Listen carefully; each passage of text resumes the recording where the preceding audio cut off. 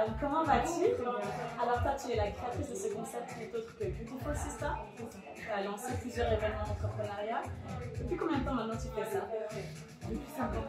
5 ans? 5 années que Beautiful Sister existe. Oui, super, ok. Et qu'as-tu pensé de cet événement justement que tu as organisé dont le thème était la séduction? Écoutez, les séductrices étaient présentes. On avait différentes séductrices, des séductrices timides, des séductrices affirmées. Et quelles ont été tes motivations justement pour créer ces événements entrepreneurs? C'est ça, c'est toute la magie que je voulais transmettre, cette magie déjà du pouvoir féminin, de l'entrepreneuriat, de vraiment la reconnexion, le partage. Se reconnecter en fait entre nous, mettre en avant aussi nos personnalités, c'est un petit peu tout ça. Alors moi, je suis créatrice de kimono, qui sont des peignoirs, certains appellent des peignoirs, du prêt-à-porter, que j'ai réalisé au mondial, ensuite issus de matière et d'écologie, d'énergie de confiance, et toutes les sur mesure. C'est super. Donc je propose des services à la location, mais également la vente, petits événements, mariage, dot, fiançailles, j'en passe, anniversaire, January, baby shower. Ah ouais, ça va. Voilà. Large gamme. Tout à fait. Experte en film et j'accompagne au quotidien les particuliers et aussi les professionnels à révéler leur image, tout simplement. Et quel conseil aurais-tu à donner à un entrepreneur qui veut se lancer ou à quelqu'un qui justement ne connaît pas du tout les bases? Quel conseil aurais-tu à donner? Le seul conseil que je pourrais donner, c'est de oser. C'est de oser et affronter sa peur. C'est vrai qu'au début, on a peur de faire les choses, mais une fois que ça a été fait, toutes les portes sont ouvertes. Ouais, quand la machine est en route. Ah oui, quand la machine est en route, c'est fini. On ne peut même plus faire de machine arrière et on ne veut plus faire machine arrière. C'est voilà. clair. Lancez-vous très clairement. Mon entreprise, c'est Malika Création. Oui, c'est ça. Ah, Malika. Ça va bien. Non, Malika Création. Donc justement, quand est-ce que tu as lancé justement tout ça? Alors, l'idée est née en 2020, un peu après le confinement, parce qu'en fait, voilà, j'étais un peu en quête de moi-même. Donc, on m'avait parlé de la lithothérapie, donc des pierres, la thérapie par les pierres. D'accord. Au début, je t'avoue, j'y croyais pas trop. Mais il y a un côté de moi, enfin, le côté logique qui se disait, voilà, est-ce que les pierres ça va fonctionner? Et l'autre partie de moi qui se sentait attirée. D'accord. Donc du coup, j'ai testé. Tu avais le pour et le contre voilà. à côté. Et je me suis dit, ah c'est bon, le contre et l'inverse. Donc j'ai testé. J'ai commandé mes premiers bracelets. Et puis à cette période-là, en fait, j'avais vraiment besoin de me réapproprier mon corps. Enfin, c'était tout un processus. Oui. Donc j'ai eu envie de me créer un bijou qui me représente. D'accord, donc tout ce que tu portes là, c'est toi. Oui, d'accord. Création. Donc les petites boucles d'oreilles, le ratou, chaîne de main. Elle est magnifique, waouh, magnifique, super, ok.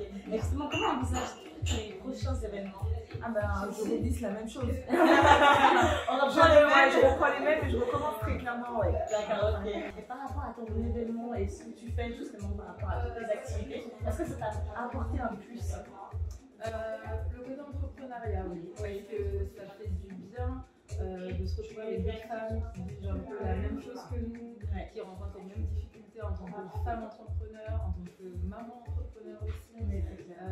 Donc c'est vraiment une énergie partagée et on se sent renouvelé, reboosté. D'accord, voilà. tu as sur le bras. Combien de temps tu mets pour la faire? Alors pour ce type de chaîne, facile, 1 heure, 1 heure et demie. 1 heure si je suis vraiment à fond. D'accord, ouais. Mais comme je suis très minutieuse, donc il me faut bien un petit peu plus de temps pour faire un peu d'accord. les détails. Ok, super. Okay. Quel conseil aurais-tu à donner justement aux femmes, peut-être d'autres qui ont perdu un peu cet aspect-là? La confiance en soi. En premier lieu, c'est super difficile parce que je pense qu'on la recherche tous, pour ceux qui ne l'ont pas. Mais ça passe par des petits détails, comme je disais tout à l'heure, de se mettre de beaux dessous. Et pas quelque chose, pas pour montrer, mais juste pour soi-même. Déjà pour soi-même, ouais. Juste pour soi-même, se dire aujourd'hui, je mets mes talons. Voilà, c'est des petites choses qui sont surtout se plaire à soi, avant de vouloir plaire à l'autre. Voilà. C'est clair. Pour moi, c'est la base de la séduction. Super. Tu disais que les pierres inoxydables aussi. Non, les métaux inoxydables, oui. Donc en fait, je travaille essentiellement avec l'argent et l'or, donc 14 carats.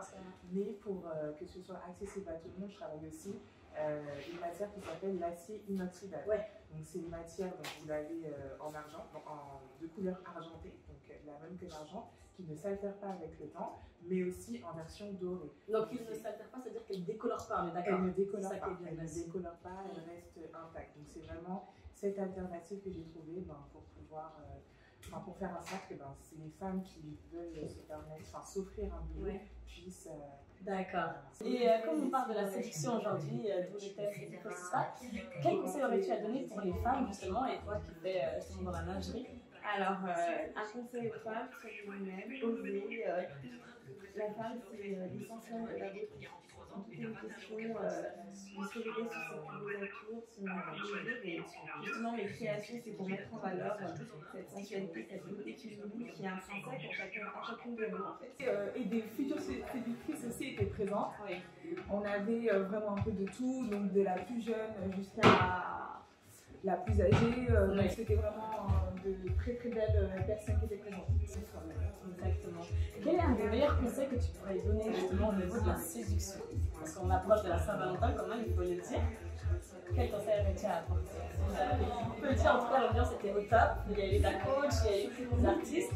Comment imagines-tu justement le prochain événement? Alors le prochain événement, de toute façon pour les brunchs, c'est toujours un petit peu le même procédé, mais on rajoute toujours des petites choses au fur et à mesure. Pour le premier brunch, on n'avait que la partie atelier. Là pour le deuxième, on a le côté aussi exposition, on a le côté de montrer aussi ta présence avec le côté un peu presse et féminin. On a, voilà, donc au fur et à mesure, ça évolue pas mal. Ce que je peux dire, c'est qu'il faut aller au-delà des apparences. Oui, le Saint-Valentin, c'est la séduction, la féminité, parfois même à outrance, mais c'est surtout une connexion à l'autre, mais avec une connexion à soi-même. Bien se connaître, prendre du temps pour soi, s'aimer, apprendre à s'aimer, c'est ça finalement la belle du Saint-Valentin.